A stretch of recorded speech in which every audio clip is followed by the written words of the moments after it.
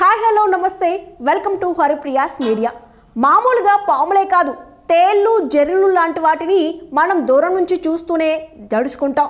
అలాంటిది అవి మనకు మరింత దగ్గరగా కనిపిస్తే ఇంకేమైనా ఉందా? వాటిని చూడగానే ఒళ్ళంతా జలజరించిపోతుంది.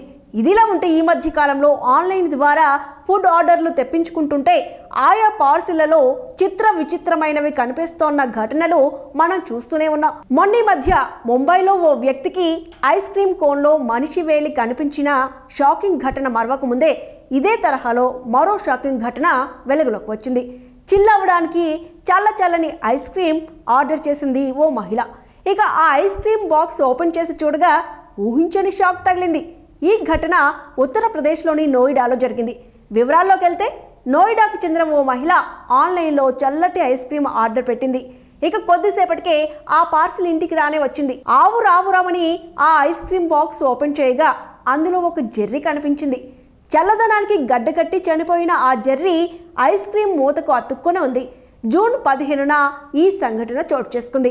ఆ జెర్రీని చూసి షాక్ అయిన సదరు మహిళ కొంతసేపటికి ఆ షాక్ నుంచి తేరుకుని వెంటనే ఐస్ క్రీమ్ పెట్టిన సంస్థకు ఫిర్యాదు చేసింది.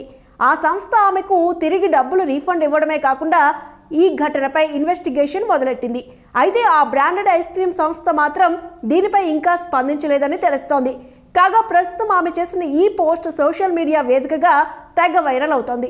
ఈ వీడియోను చూసిన నెటిజన్లు షాక్ అవ్వడమే కాకుండా దీనిపై వరుస పెట్టి కామెంట్స్తో హోరెత్తిస్తున్నారు. లేటెందుకు, ఆ వీడియోపై మీరు ఓ లుక్ వేయండి.